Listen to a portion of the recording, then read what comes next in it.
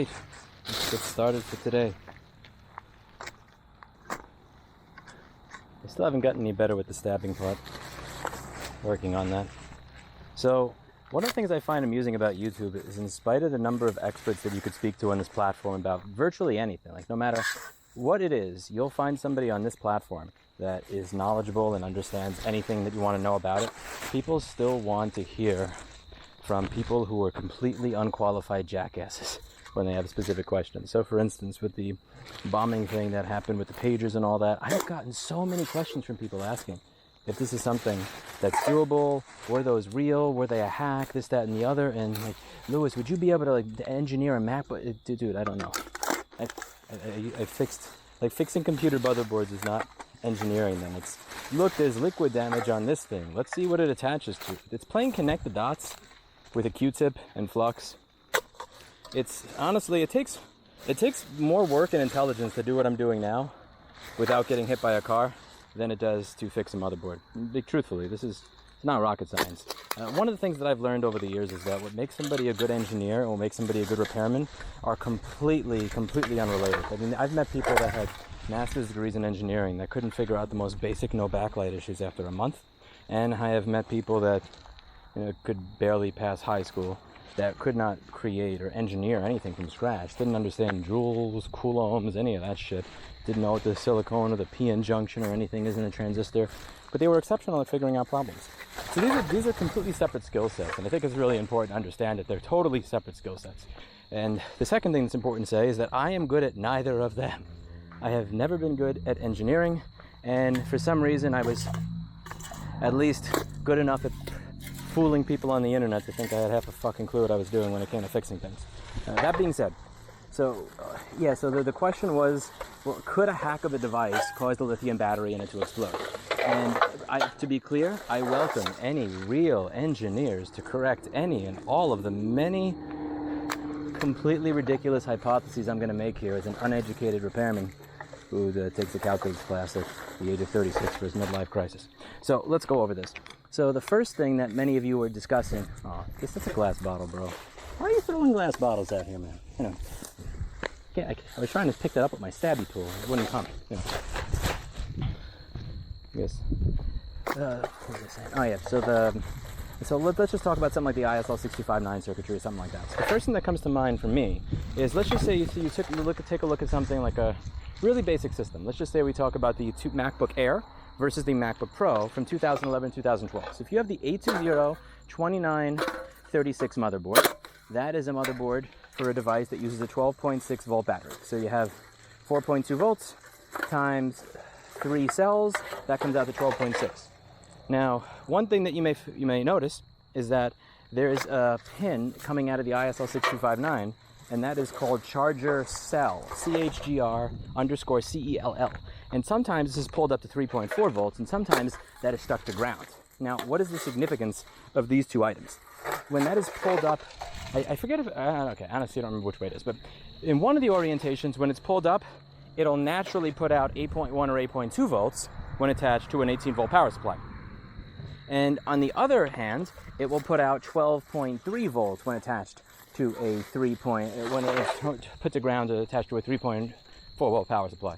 Sorry, it's been a while since I fixed the MacBook, so forgive me if this isn't on the top of my list here. But yeah, so in ISL 6259 is, whoa, that was a giant ass spider, Jesus Christ. No. So an ISL 6259 is a buck converter that is able to take your 18 volts, 20 volts, and 16 volts from your charger and turn it into 8 or 12 volts for your battery, which is pretty cool. Now, that same chip gets used in a MacBook Air that uses an 8.5 volt battery and a 4.4 volt 2-cell battery, or a MacBook Pro that uses a 3-cell 12.6 volt battery. Now, it's not just the resistor that has a say in this, because if you notice, when the SMC is not working, if you were to short R5280 and R5281 or R5282 to ground, somewhere around there, if you were to short the SM bus data line that goes between the SMC, the battery LED indicator, and the battery to ground, what you'll find is that the voltage goes down. Not only does so when this is, oh my God, look at all the cans over here. It's almost like somebody knew I was going to come here and do this. Yeah, life. I have to hire somebody to hold my bag if I'm going to keep doing this. Yeah. So, one sec, I'm really bad at stabbing things. Maybe I'm just saying that to lure victims close to me. I could never do anything bad to you. Look at how horrible I am at stabbing things. And I get closer and I'm like... Anyway, so yeah, that chip is made to be able to work with multiple different configurations. So it's not just the resistor, because if it was the resistor that was setting the voltage, then I'd say, you know what, okay, if the resistor is setting the voltage, there's no way any sort of hardware could do that. However, what you'll notice is that the 12.23 volts on the Pro will turn into 12.56 when the SMC turns on. If you short the SMC communication lines together, or you just remove SMC communication from the ISL 6259, it'll be stuck at 12.23. It'll never go to 12.56. Conversely, with the MacBook Air from 2000, so same year, it'll be stuck at 8.15 volts when the SMC is not running. Once the SMC turns on and can speak to the ISL 6259, it then takes it from that base voltage that the charger cell pull-up or pull-down resistor gives it, and then lifts it all the way up to the main voltage. So my question here is the SMC able to communicate with the ISL 6259 and tell it, hey, who cares about charger cell? I want you to put 13 volts in there. I want you to put 15 volts in there. I want you to put 18 volts in there. And the second question that I have is firmware like that something that can be updated along with the operating system? So when you update your MacBook, back in the day, you would see something like updating SMC firmware. You could actually update I believe, correct me if I'm wrong, I believe you could update the SMC and stuff like that. So hypothetically speaking, let's say that what you did, let's say that you had a MacBook and when you were updating it, you updated it with MacBook Air firmware, even though it's a Pro, and you still had the Air battery plugged in, and it started creating 12 volts for the battery, even though that battery only wants 8. What's going to happen there? Excellent question. Now, I think a lot of that is it's not just going to depend on the device itself and its protection circuitry, it's also going to depend on the batteries that are there. A lot of it's going to depend on the battery and whether it has any protection circuitry. So what I'm kind of curious about is, with regards to the devices that were in question, are those devices that are using charging systems that are not set up for a static amount of battery cells, but rather where the manufacturer of that particular circuitry said, we're going to make this chipset or we're going to make this circuit set up in such a way so that... Shut up, watch. I told my watch to alert me when my heart rate goes too low, but I really didn't think that I was going to find like 30 cans in one area. God damn. Dude. Yeah. I wonder if the chips that were using those devices were set up in a manner where it's possible that those chips were for a device where they did not know what the battery voltage was going to be, and you were going to have to set it yourself. And it was going to be communicating with something else to figure out how many cells there were. And if that firmware could be updated over the air, and then if after that firmware was updated over the air, if it would then, when it was charging, while it was charging, put too much battery voltage into it. Now, obviously, there's a number of reasons that this is like, this seems like complete bullshit. Obviously, the first one is that the devices that were exploding were not plugged in. They were not plugged in. Second thing to go over here,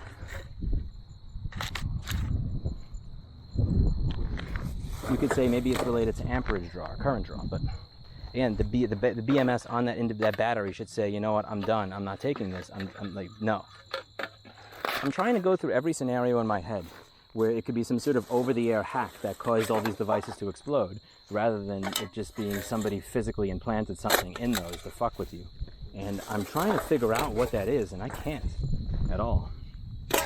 Which really goes back to the whole, you should ask, when you have a platform where you can speak to billions upon billions of people who are experts in their field, why are you asking the MacBook repairman who picks up trash on the side of the road to answer it?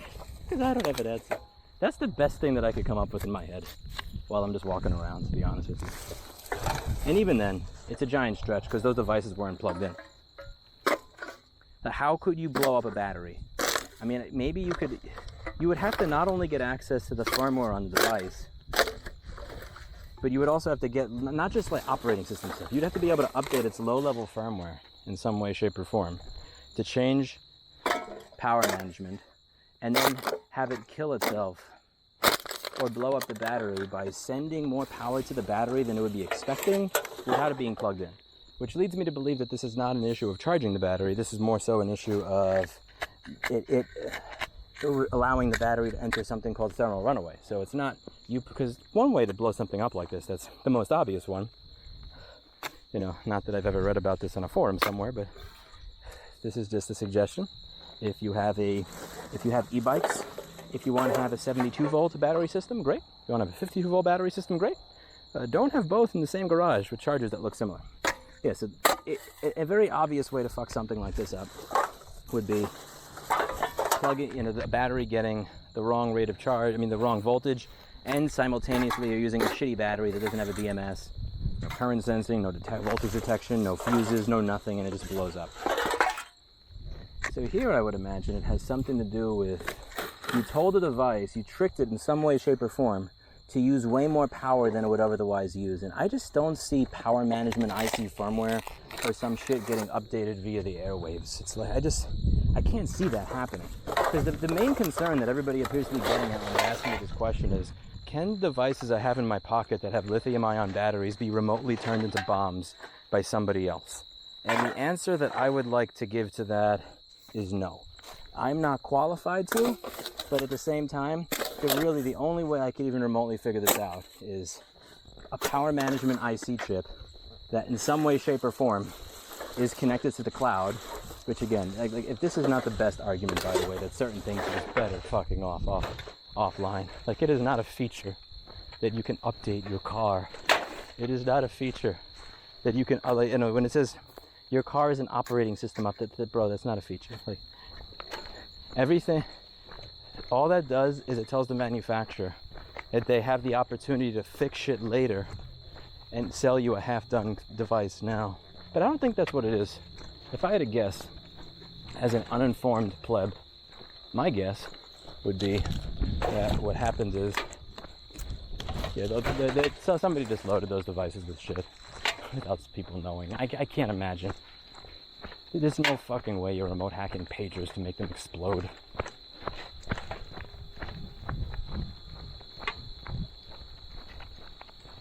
But I'm open to being proven wrong by a Texas Instruments or Intersil engineer.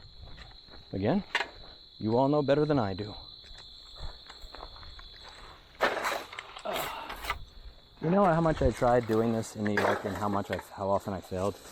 Like, there are some videos I have in New York City where I'd actually walk around and pick up trash on the side of the road, and I never got anything done because it was like the trash would regenerate faster than I could. No, it felt like playing a game where somebody had auto aim. It's like I would get shot in the head twice the moment that I respawned. It was like the trash would respawn faster than I could shoot it.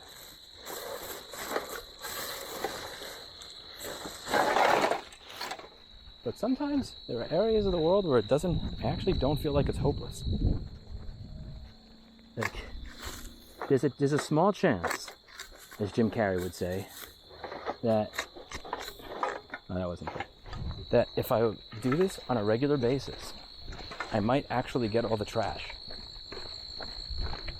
I've been making some decent progress so far. According to my watch, I've logged about 18 miles worth of trash pickup. I don't know how much of that is actual walking distance versus it just seeing me and like feeling the stabbing motions and thinking that that's exercise. I mean, it does count as exercise, but not distance, you know what I mean?